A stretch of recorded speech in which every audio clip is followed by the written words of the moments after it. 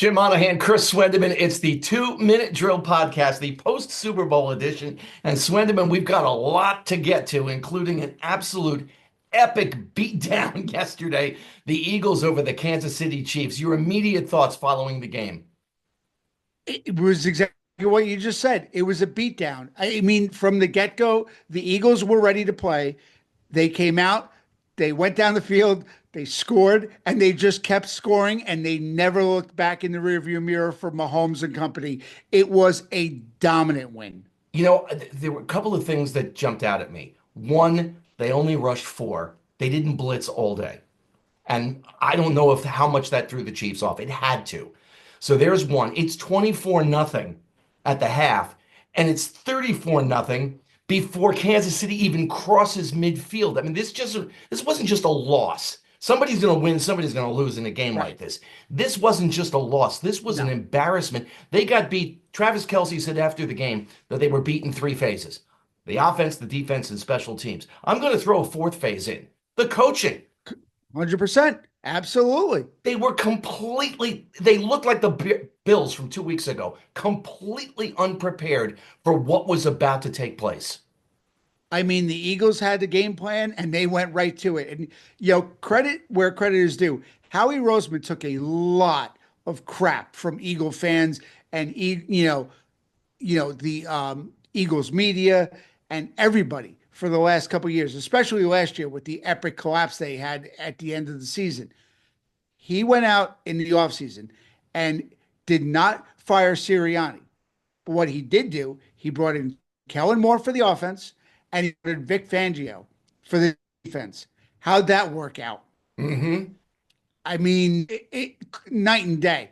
I mean, but like you said, as good as the Chiefs coaching and the entire team looked against Buffalo, they looked like a complete and utter disaster from coaching all the way down to the players. Everything just did nothing worked for them for this game. You and I were texting during the game yesterday, and we were talking about the moment. Was it too big a moment for them? And I'm thinking, you know what? I don't think so. Kansas City's been there before. They've got a great quarterback. Kelsey is all world. I mean, they've got some really standout players on both sides of the ball. It struck me that what really happened was the importance of being the first to three-peat. And granted, the Packers had had three NFL championships Right. before them, but we're kind of just talking Super Bowls for the most part with the way the game is these days. And I just wonder if the moment got too big because they were worried too much about being that first team to do it instead of playing fast, loose, and free, especially when you look at the way they just completely manhandled Buffalo 2 weeks ago. Yeah, and the other thing that Travis Kelce said, he's like, we haven't gotten beat like that all game, like all season. Hmm. And we didn't even come close to having a bad game all season. And they did it. They really, as close as some games got for them during the season, they were never real behind or had to play from behind. And I think this is one of those, if I want to quote somebody for Mike Tyson for a second, everybody's got a game plan until you get punched in the mouth. And it's exactly what Philly did. Philly came out and punched them right in the mouth. Hmm. And they had no reaction. They didn't know what to do. And it showed because they just did not recover. And that interception early on, run back for a touchdown, I think it really just throttled them to wait. Now we're not even just losing.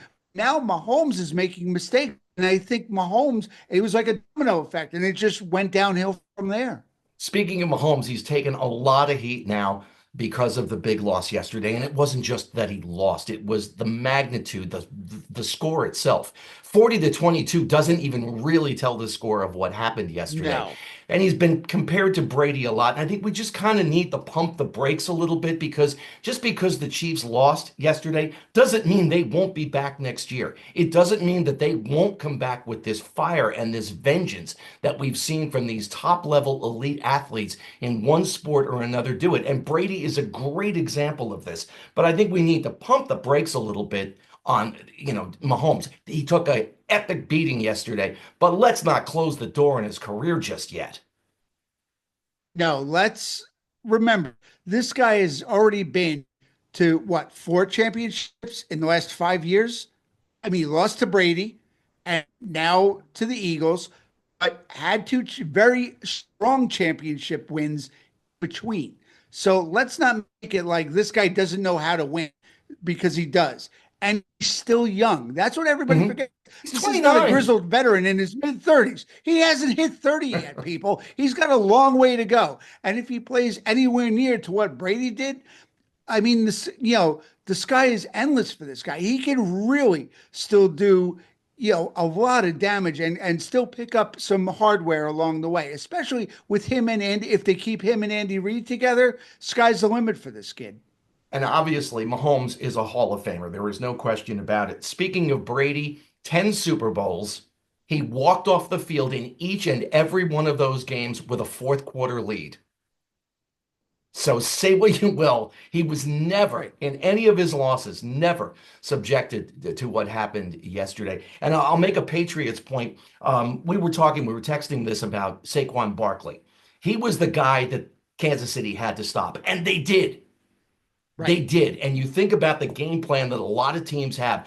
Belichick talked about it in the second Super Bowl game against the Giants. He talked about how they being the Patriots, they wanted Manning to throw the ball to Manningham. They wanted him to do that because he didn't Yeah. think that they could complete that pass. And guess what? They did. You know? So kudos Right. to the Giants for that. But you stop the team's best weapon. The problem yesterday for Kansas City, and they really neutralized Saquon Barkley, who had an all-world season. They didn't have any answers for anything else the Eagles threw at them.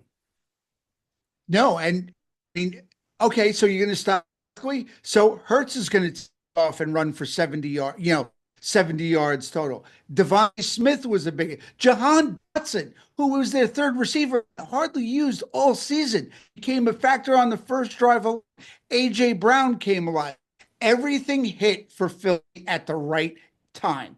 And you take Saquon out of it, that's fine. We're going to hit in the air. We're going to have our QB run.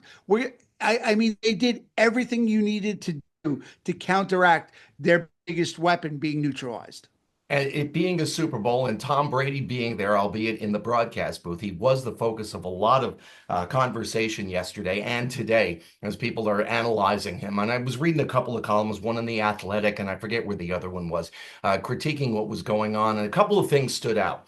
One was, what did he have to work with? It's not like this was a back and forth game, Right. like a boxing match or anything. You referred to it. Kansas City took a punch from the Eagles and never rebounded. So at the half, when Kansas City comes out and they have made no adjustments, what do you talk about? Where I thought Brady was at his best was talking about that pain of losing that first one to the Giants because of the importance, the impact of what that season was. The Patriots had accomplished so much, and you could tell based on the way Brady kept referring to that game, that loss really, really still resonates with him. I think the most poignant point that Brady made to me that stuck with me that he was talking about, you remember the losses way more and for a much longer time than you do the wins. And you can tell when he said it, it still picked him. The two losses, and especially the first one, when they were about to go undefeated. Everybody Mm-hmm. forgets they could have done something that wasn't done since 1972 when the Miami Dolphins go undefeated. I mean, they were a juggernaut, and the Giants the way to stop. And you could just hear the way he talks about that it still sticks in his craw. He talked about waking up thinking it had been a dream. We still have a game to play. No, Tom, you lost. You know, Yeah, I think, for considering it was his first season, he didn't have a lot of prep time, unlike Tony Romo, who had had a lot of right.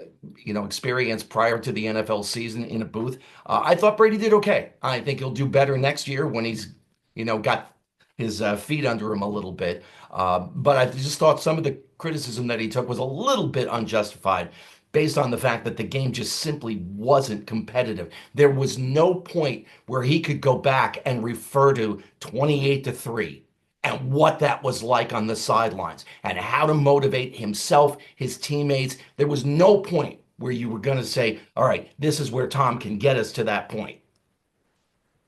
No, there wasn't. It wasn't the 28-3 game. Kansas City was lifeless.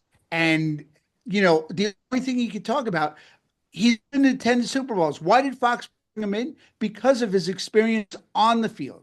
And if you have a guy that was in 10 Super Bowls, I want to hear what was going through his mind during the game that I'm watching, what it's like.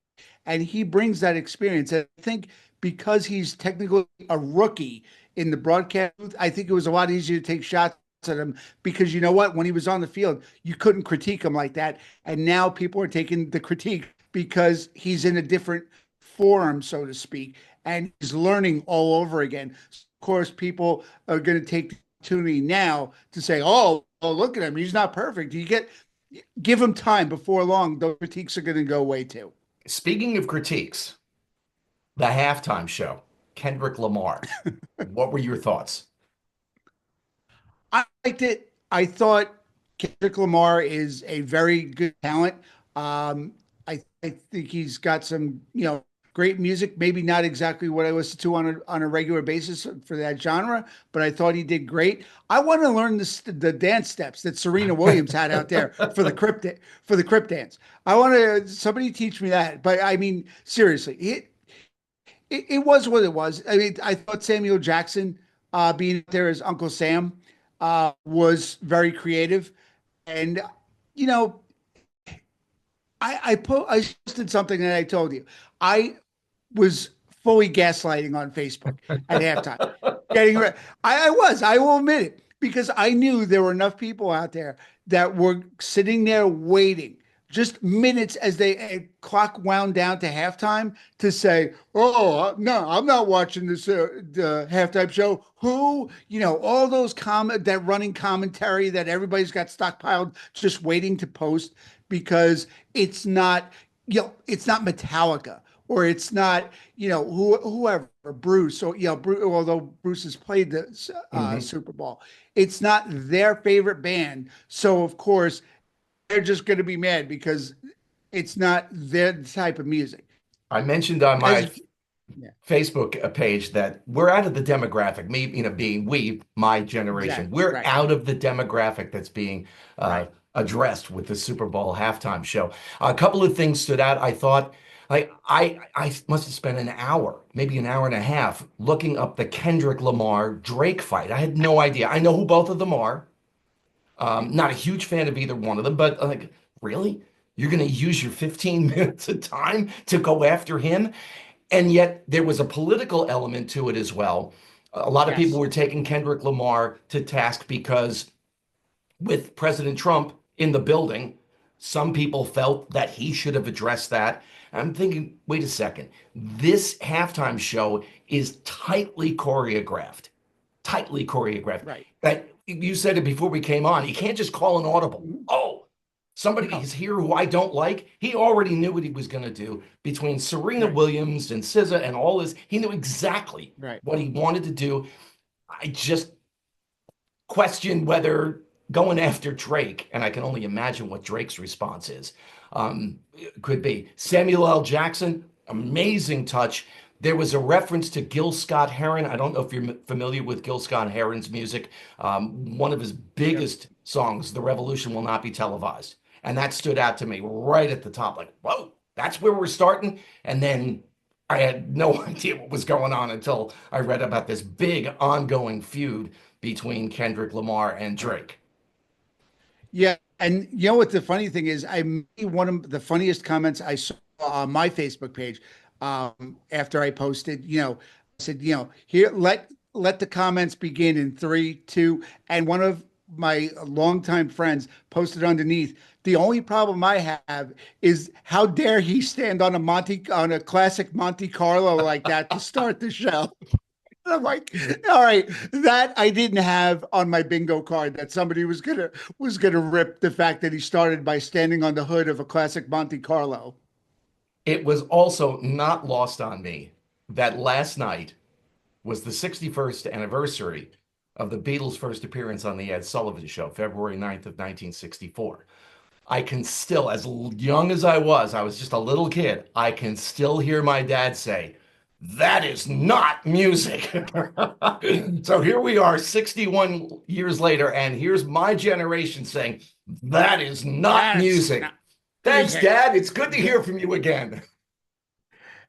I actually saw somebody, another friend of mine that posted, you know, we need somebody like Ringo Starr out there for a halftime show.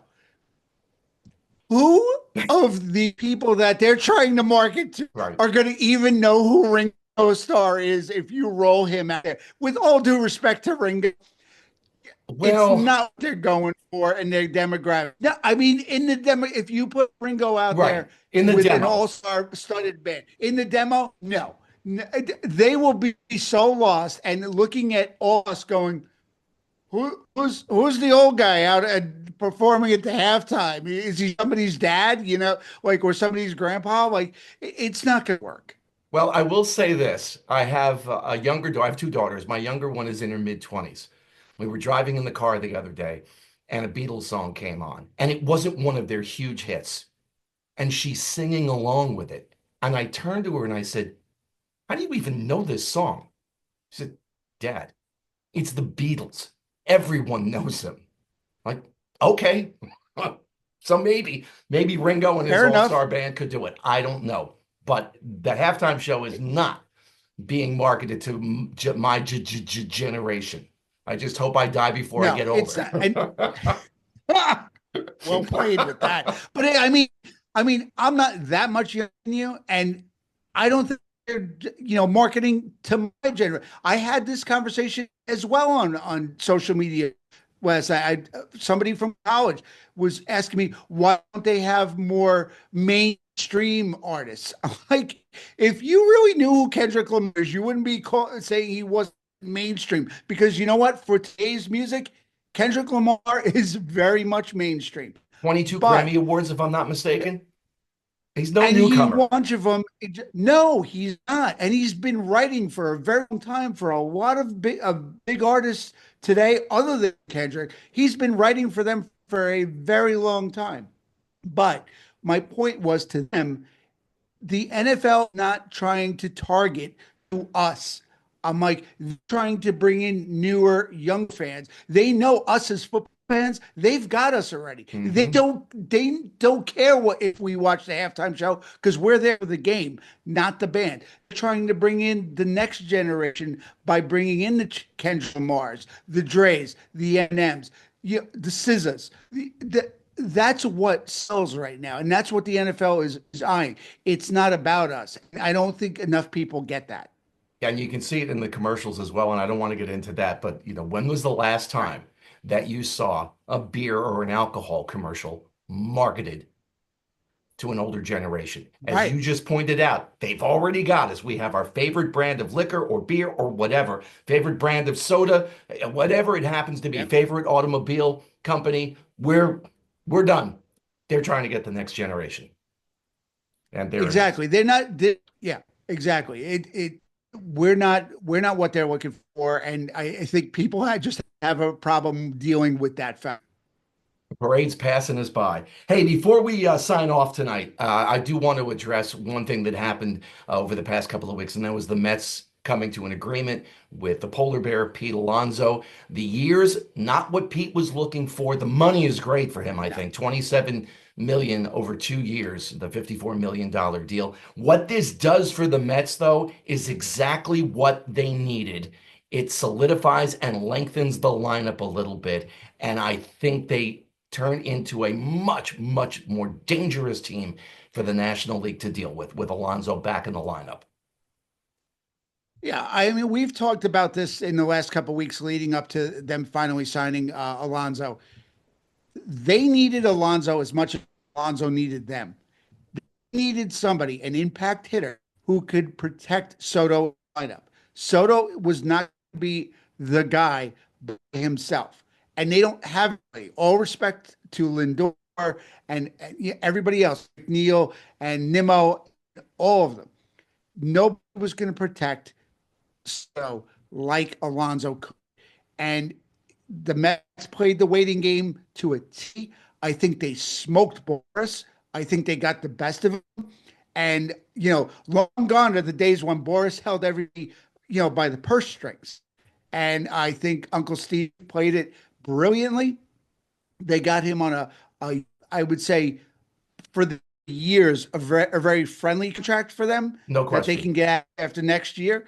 Uh, and they got the hitter to protect their main star. It's a win-win for the Mets. We got a lot covered this week, Swendeman. I don't know how we'll top it next week, but nonetheless, we will try. If you're watching this on YouTube, please like, subscribe, do all of those things so we can keep doing this. And we will Exactly. we will talk next week. Thanks, Chris. You got it, Jim. Enjoy the weekend.